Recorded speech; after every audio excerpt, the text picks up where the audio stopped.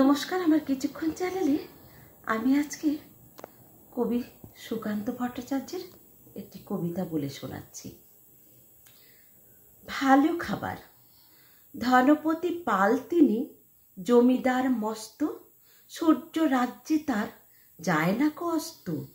তার উপর ফুলে ওঠে কারখানা ব্যাংকে, আয়তনে হারালেন মোটা কালো ব্যাংকে। সবার হুজুর তিনি, সকলের কর্তা, হাজার সেলাম পান দিনে গড় পর্তা। সদাই পাহারা দেয় বাইরে সেপাই তার, কাজ নেই তাই শুধু খাই খাই বাই তার। এটা খান ওটা খান সব লাগে বিদঘুটে, টান মেরে ফেলে দেন একটু খাবার খুঁটে। খাদ্যে অরুচি তার, সব লাগে তিক্ত, খাওয়া ফেলে ধমকান শেষে অতিরিক্ত। দিন রাত চিৎকার, আরো বেশি টাকা চাই, আরো কিছু তহবিলে জমা হয়ে থাকা চাই। সব ভয়ে জড়সড়, রোগ বড় পেঁচানো, খাওয়া ফেলে দিন রাত টাকা বলে চেঁচানো।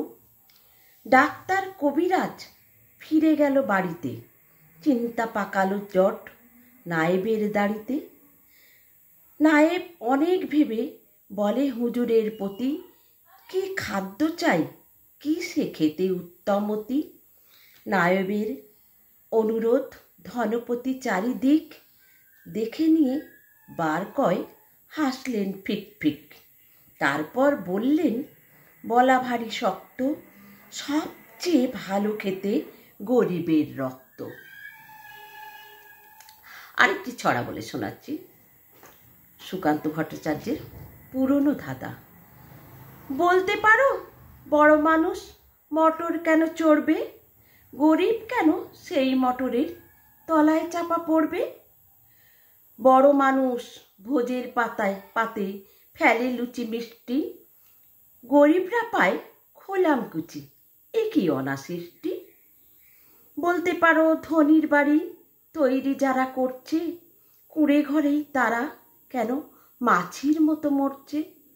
ধনির মেয়ে দামি পুতুল, হরেক রকম খেলনা, গরিব মেয়ে পায় না আদর, সবার কাছে ফেলনা। বলতে পারো ধনির মুখে যারা জোগায় খাদ্য, ধনির পায়ের তলায় তারা থাকতে কেন বাধ্য।